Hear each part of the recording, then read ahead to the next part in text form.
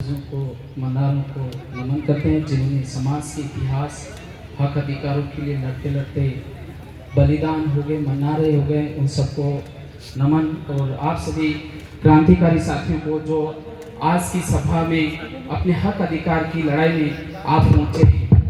साथियों, आरक्षण की बात हो रही है और आरक्षण के अंदर प्रशासनिक सेवाओं में हमें कितना आरक्षण अनुसूचित क्षेत्र को मिलना चाहिए।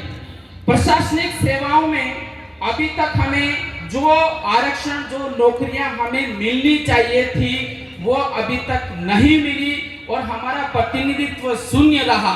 और प्रतिनिधित्व शून्य रहने के कारण यहाँ के जो पढ़ा लिखा युवा है वो उच्च सेवाओं में नहीं जा पाए, और उच्च सेवाओं में नहीं जा पाए तो यहाँ की जो जनता है कई सारी परेशानियों का सामना कर रही है।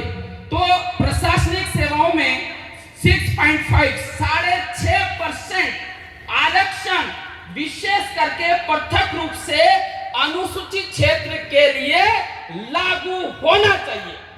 अब क्यों लागू होना चाहिए ये आपको जानना चाहिए कि हमारे पूरे राजस्थान के अंदर 92 लाख आदिवासी रहते हैं। 2011 की जनगणना के अनुसार 2011 का जनगणना का जो डेटा है वो डेटा यूं कहता है कि पूरे राजस्थान के अंदर 92 लाख आदिवासी यहाँ रहते हैं।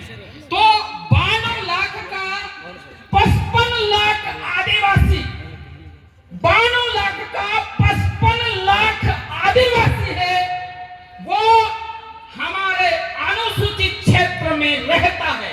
ये अनुसूचित क्षेत्र में कौन कौन से जिले आते हैं? I would like to tell all the districts name. पहला प्रतापगढ़ जिला, बांसवाड़ा, डूंगरपुर, सलूमर, उदयपुर और Sirohi. These are the districts where dominantly tribes reside. ये जिले हैं जहां पे 55 लाख आदिवासी रहते हैं। तो हमारे पूरे राजस्थान के अंदर प्रशासनिक सेवाओं के अंदर जनसंख्या के अनुसार 12% आरक्षण है। पूरे राजस्थान की बात करें टोटल जनसंख्या में था कि 12% अपना लोग राजस्थान में रहे तो मना अनुसार आप 12% आरक्षण मर्य को है। वो जो आरक्षण मर्य वो आज तक आरक्षणों फायदा आपने इलाका में सुनाए निर्मल्य है। बेटी लड़ाई आज आपने लड़ी है। अब 12% का आधा होता है 55 लाख, 92 लाख का 55 लाख का अगर परसेंटेज निकाले तो परसेंटेज बनते हैं 6.5%। कितना बनता है? 6.5%। अगर ये 6.5% आरक्षण राज्य सरकार लागू करती है तो मैं ये कहता हूं कि हजारों युवा यहाँ के प्रशासनिक सेवाओं में जाएंगे और रोजगार मिलेगा और अपने परिवार को आगे बढ़ाएंगे। तो मेरे पास I have data and authentic data I have collected, I want to put up before all of you. मैंने इसके आंकड़े निकाले, आप थोड़ा समझने का प्रयास करना। आपने 2010 में भर्ती आई, मणि भर्ती में लेक्चरारी व्याख्याता मोटा मास्टर ने जे 11वीं 12वीं ने पढ़ावे पूरा राजस्थान में 1000 पद आया। तो 1000 पद ना एसटी में 12% ने हिसाब से बने हैं 120 पद। कितना पद आया? 120 पद आए। लेकिन इन 6 जिलों से किसी का भी चयन लेक्चरर भर्ती में नहीं हुए। 120 के 20 पद उस साइड पूर्वी राजस्थान के जो ट्राइब से उनको मिला है। अब यहाँ की परिस्थितियां क्या है, यहाँ बच्चा किस परिस्थिति में पढ़ता है वो आपको जानने की जरूरत है। अटेनु सोरो सॉरी, अगर कोचिंग क्लास भी जानो है तो पहला दाड़की करें पहला पेगा करेगा। ये भी हालत हमारी थी। अगर लाइब्रेरी भी जानो है दाड़की करें फंसे लाइब्रेरी जाएगा।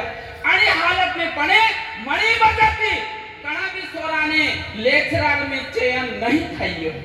ये 2011 में फिर भर्ती आई 2011 के अंदर, और 2011 के अंदर टोटल 1600 पद व्याख्याता लेक्चरर पद आया।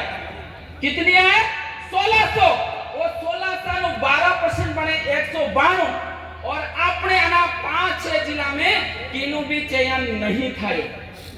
ये सत्यता है। और एम 2013 फिर भर्ती आई वन में 4,000 पद आया 4,000 पद आया 4,000 में 12% बने हैं वो 780 और मणि भी मणि भर्ती में अपने प्रतापगढ़ जिला की किन्नू था।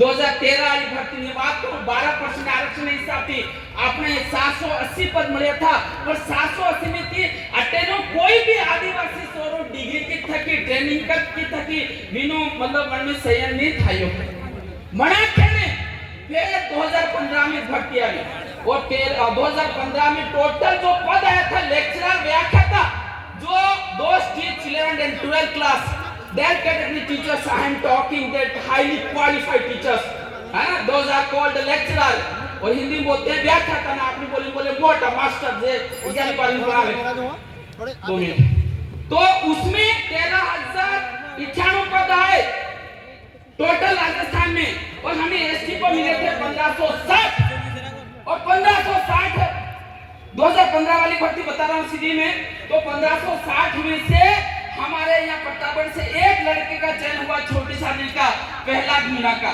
इसी तरह से केवल एक होनी कितनी चाहिए थे 1500 के 700 लेक्चरर इस इलाके के बननी चाहिए थे 700 से 750 अगर हम आंकड़े देखें।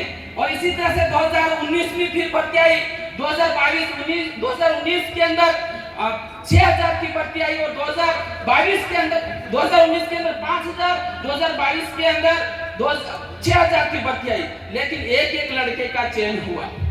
और इसी तरह से कॉलेज शिक्षा के अंदर हुआ कॉलेज शिक्षा के अंदर भी हमें बराबर प्रतिनिधित्व नहीं मिला और नहीं मिलने की वजह से और बाहर के जो मास्टर आते हैं जिनकी राजनीतिक पहुंच होती है पैसा और राजनीतिक जेब से वो वापस उस इलाके में चले जाते हैं और आज की तारीख में 11वीं कोई मास्टर नहीं है जो बाहर से डॉक्टर आते हैं वो डॉक्टर हमारे नाम से टक्कर उठाते हैं लेकिन यहाँ साइन करके वापस उनके इलाके में चले जाते हैं। इसलिए मैं ये कहता हूँ कि इस इलाके में 6.5 रिजर्वेशन लागू होना चाहिए और इस लड़ाई के लिए महिलाओं को आगे आना चाहिए।